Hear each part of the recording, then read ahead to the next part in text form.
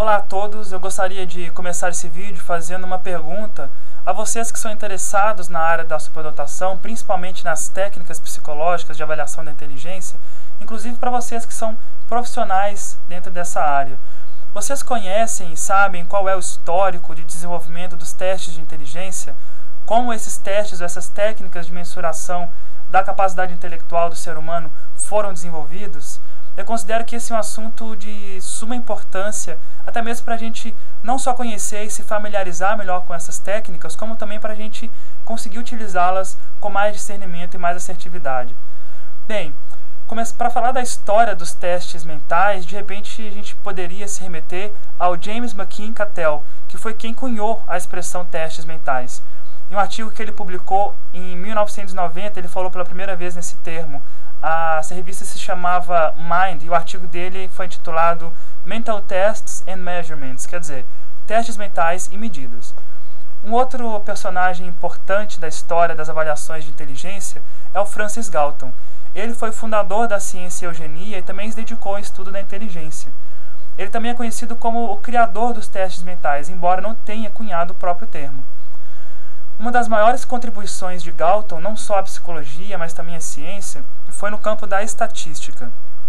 Ele não só produziu uma das mais importantes medidas da estatística na ciência, que é a medida da correlação, como também foi quem propôs que a distribuição normal, a média e o desvio padrão se aplicariam a um grande conjunto de medidas de características humanas, incluindo a inteligência. Sua visão parece ter sido influenciada pelos trabalhos de seu primo, que era o próprio Charles Darwin. Para quem conhece, é mais familiarizado com a questão do QI, vai saber que essa proposição da distribuição normal, da média, do desvio padrão, aplicada a esse conjunto de características humanas é muito importante para a medição da inteligência. O outro personagem da história também importante nesse contexto foi Alfred Binet. Ele foi francês e foi quem desenvolveu o primeiro teste verdadeiramente psicológico da capacidade mental. Ele discordava da abordagem de Galton e de Cattell. Eles empregavam testes de processos sensório-motores para poder medir a inteligência. Mas para ele, a avaliação de funções cognitivas, como a memória, a atenção, a imaginação e a compreensão, forneceria uma melhor medida da inteligência.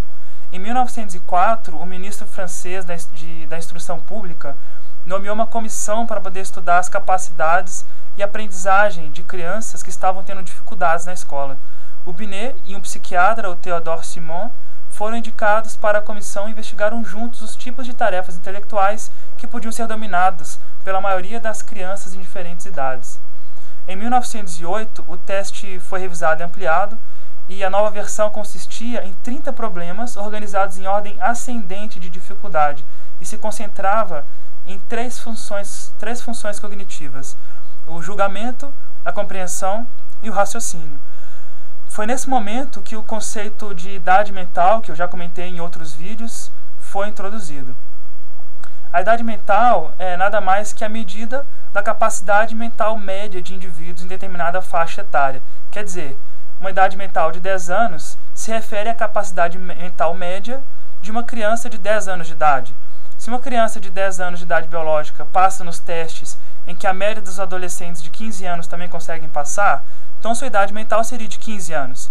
Seria então uma criança de 10 anos de idade biológica, mas com 15 anos de idade mental.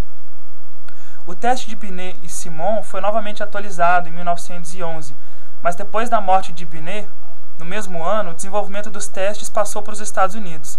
Foi então Henry Goddard o responsável pela introdução dos testes, desse teste específico no país. Mas foi somente com o Lewis M. Terman que ele adquiriu o nome de Teste Stanford Binet, juntando o nome de sua universidade ao sobrenome de Binet. Foi também ele que adotou o conceito de quociente de inteligência. Bem, isso foi tudo em relação aos primórdios dos testes de inteligência. Para mais informações sobre o assunto, acompanhe meus próximos vídeos. Eu indico também ver o primeiro vídeo em que eu falo um pouco mais sobre essa relação da idade mental e da idade biológica e como isso pode nos dar o índice de QI. É isso aí então, até mais.